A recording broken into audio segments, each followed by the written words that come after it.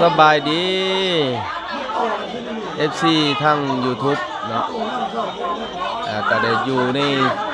ช่วงปีใหม่เนาะหรือว่ากุศสงกรานต์เนาะนี่ก็มาบ้านก็เฮ็ดมัดขอต่อแข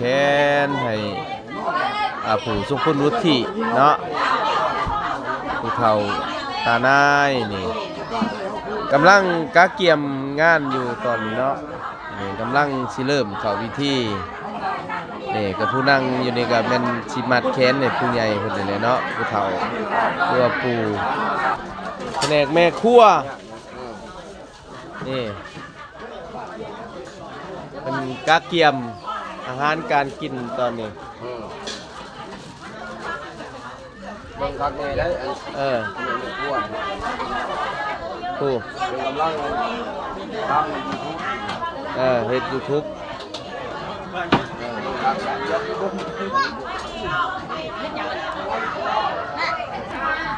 นี่เฮ็ดมาเพียขมๆแซ่บๆโลดมื้อนี้น่ะแม่ครัวโอ้ยเป็นแต่แซ่บอยู่ได้นี่ยังว่าได้เด้อแม่ครัวเด้อปลาโคปลาแต้มมื้อนี้เมาอีกแล้วมื้อนี้นะเขาไปติดตามเบิ่งเด้อเอาลงให้แล้วได้ลิ้นกี่ต้มน่ะ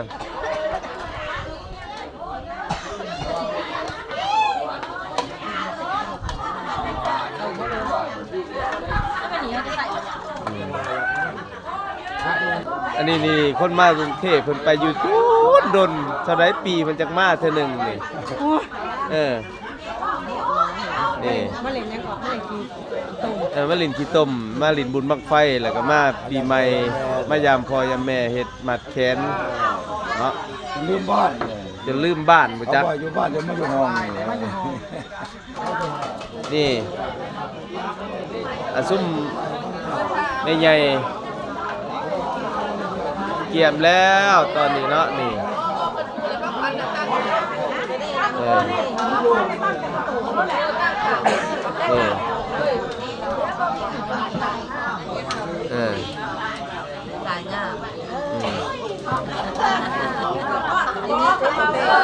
ได้เบิ่งเบิดโลดนี่ให้เบิ่งนี่มันเห็นเบิดโลดนี่10-20 ปีก็อยู่ในนี่แหละ10-20 ปีข้างหน้านั่นได้เห็นเบิดนี่ทั้งอ้ายใหญ่นี่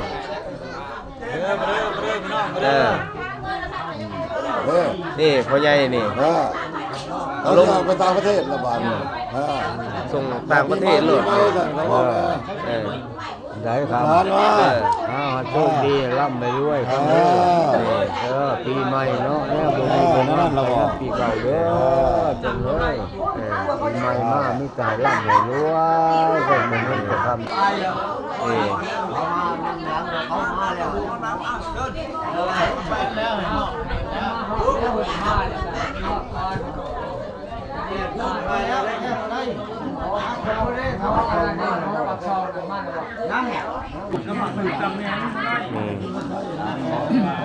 มัดแขนในช่องเข่านี่แหละนี่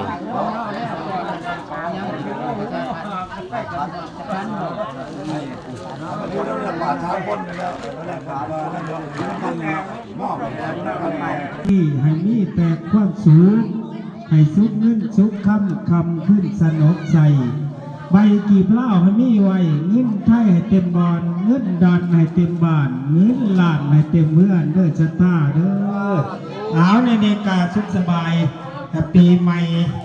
จะมาหอดมาถึงแล้วเนี่ยนี่กับครอบครัวพ่อย่าท้องแม่ย่าท้องครอบด้วยลูกเต้าล้านเหลนนี่แล้วนอกกับมาหยางมาทำล่าบาสีให้พ่อให้แม่มาหดมาสงเพื่อขอบุญขอคุณเพื่อฆราวะน้อบ่อยากให้มีบาปมีกรรมแล้วจัดเอาพวกลูกพวกหลานมาอ้อมผ้าขวัญนำบ่าวพ่อย่าท้องแม่ย่าท้องมื่อนี้พ่อย่าท้องที่เป็นนะ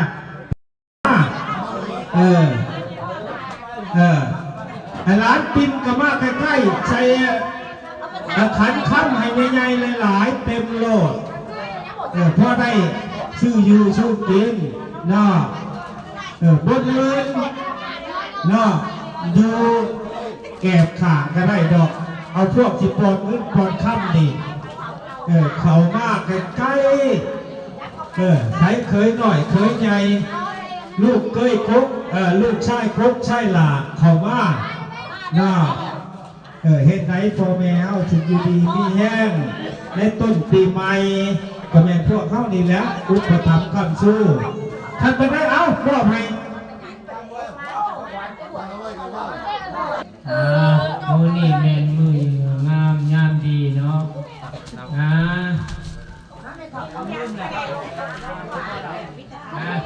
มือนี่แมนมืองามยามมือนี่แมนมือฉันวันสอบมือประกอบพันน้ำผู้ติดตามเป็นพอเราผู้ติดตามเป็นลูกหลานจึงได้ต้านว่านกันมามันมีเทียนพันและดอกไม้เทียนทุกใต้อาจไปสร้างมาลาหอมขออ้อมขอต้มเทียนฐานข้าวปาดเต็มขันมีทุกเนืองเครื่องกินมีทุกแนวจนมานับบ่ถ้วนมีทั้งผ้าหวานพร้อมผ้าข้าวเดียดาดาดมีทั้งเป็ดไก่ต้มหมูย่างอย่างดีมีทั้งสูละเหล่าของเมาต้มกันบาลันเหล่ากินแล้วแห่งเมาที่พม่าถวายให้ลุงขุนผู้ฉลาดผู้เพิ่นมีวาดว่าโอ้ให้พรที่พม่าผ้าควันแก้วแต่เฮาจิโยมอบก็นักสอบตัวนี้แต่เฮาเว้าว่าซาเอาซา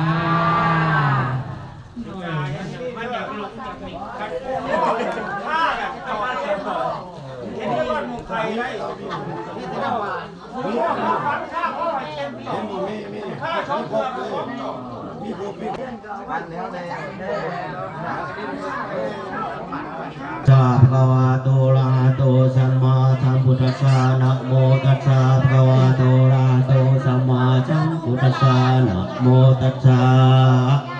ภะคะวะโตอะระหะโตสัมมาสัมพุทธัสสะพุทธังอายุวัฒนังติสิวิตังยาวานิพพานังติสิวิตังยาวานิพพานังสารนังคัจฉามิทุติยมปิพุทธังอายุวัฒนังติสิวิตังยาวานิพพานังสารนังคัจฉามิทุติยมปิธัมมังอายุวัฒนัง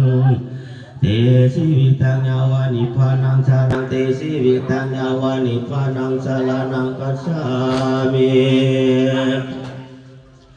อิติปิโสภะคะวะอะระหังสัมมาสัมพุทโธอิสาจาระนาสัมปันโนสุขโตโลกวิทูอนุตตโลภุริสาธัมมัสสารติสัทธาเทวมนุสสานังพุทโธภะคะวะติสวากาโตภะอุตตมะโนอุตตมะนิธิอุตตมะนาทีอุตตมะสีพิลาอินทปัตตยังถามนาวังขาดคู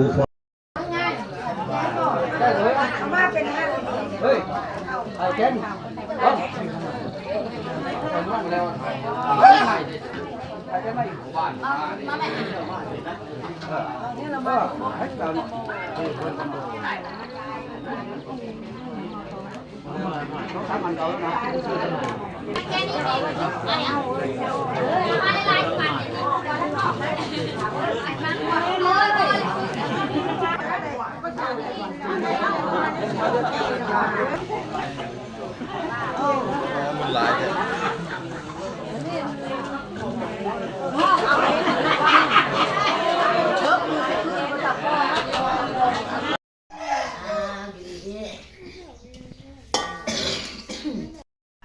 ยายลูกหลานเลยคือนางหอมกับพี่แห้ง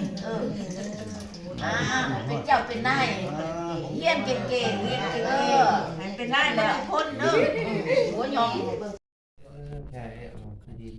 หน้าป้าไว้8 ปีไปว่ะต้องปลาบ้าง ได้มันมีบ้านกับเล่นกัน ชาเลี้ยงลูกเลี้ยงเต่าเลยดีแห้งเหมือนนี้เลยอันเกณฑ์หน่อยใจเด้ออันนี้ของหมอหน่อยนี่บ่ได้ขอคันเด้อของหมอหน่อยหมอว่านึกสิมาอีกนี่มีผู้ก็พอผู้หมดแล้วอันนี้เอาแทนก็ไม่เล่นน้ำกันเอาให้เขาเกณฑ์เขาเกณฑ์บ่มีลูกเลย ที่นู่นบ่ได้ อันนี้นะท้องนา แต่หาไปเด้อปีใหม่ โตบ่ได้มาเด้เมื่อไรบ่ได้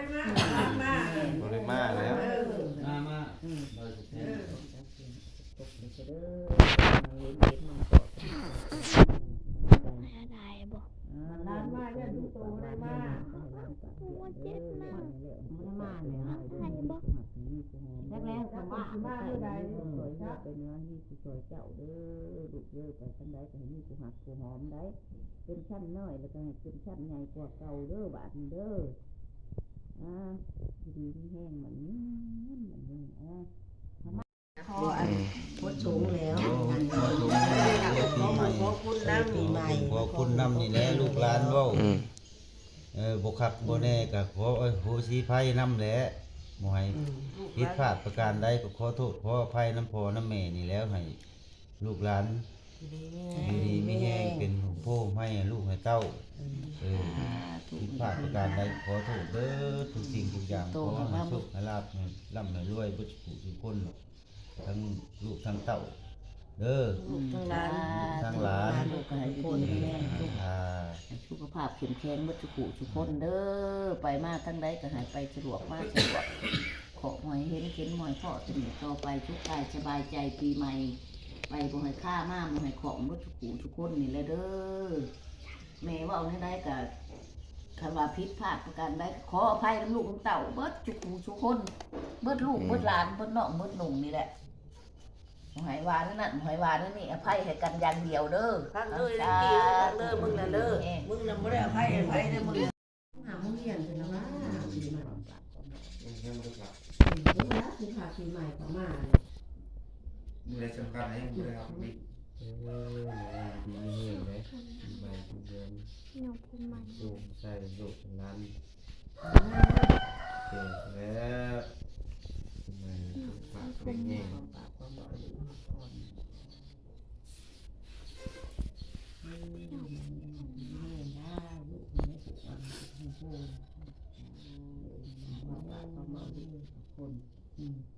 จะคืออะไรนะจะขออย่างเดียวข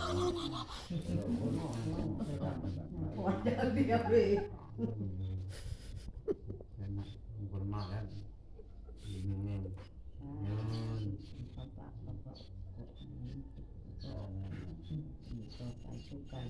หายมันนุ่งเห็นบ่นี่มันนุ่งออกมาปีหน้าโมมาปีหน้าออกเกิดว่าอุเทนปีหน้า มา มา ได้ ได้ เด้อโนไหนมาโนนั่นเป็นให้มันใหญ่เรื่องมาใส่คันให้ของปืนเอามาให้ ไม่ได้ใส่เนาะกระยาดอกเกิดมาหายแล้วเลย บอกรู้แล้วจะโทรไว้บอกไม่โทรทับรู้แล้ว เอ้ามัดมอเกต มาได้เหมือนกัน หมอสิเมื่อส่งร้าน มาเลย ถ้าที่มาส่งร้านกับเมื่อแล้วเลย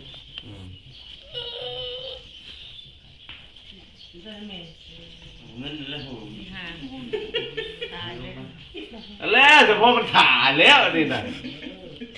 ก็เราว่าจะเอาเงินให้แม่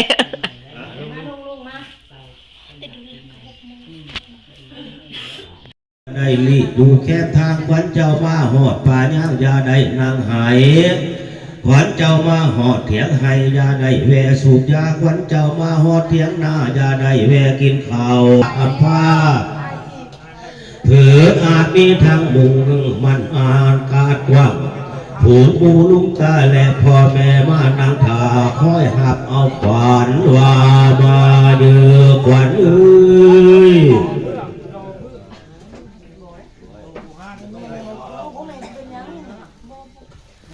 ว่านาเขาคิงเจ้าอย่าได้เหม็นสาบขวัญเขาข้าเจ้าอย่าได้เหม็นข้าเหม็นกูเหม็นข้าวกินข้าวผีให้เจ้าหาสาเดือเขี้ยวหมากผีให้เจ้าขายสาเดือให้เจ้าขึ้นมาได้ชอบเผาเซินหวานเจ็บเจ้าให้มาเขาอยู่คิงแน่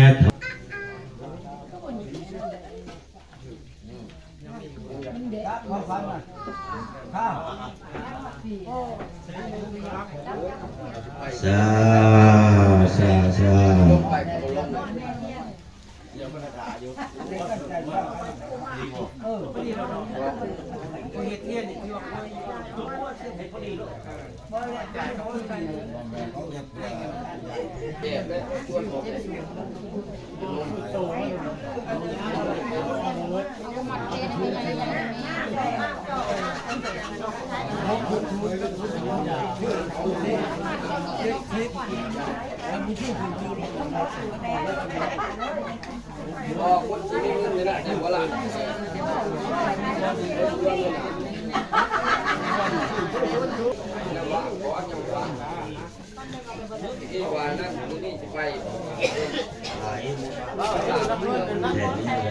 ยังเอาที่ใส่เราเป็นลูกสาวเราแบบพัฒนาเราเรื่องเราไปเรื่อยๆ 56,000 โอ้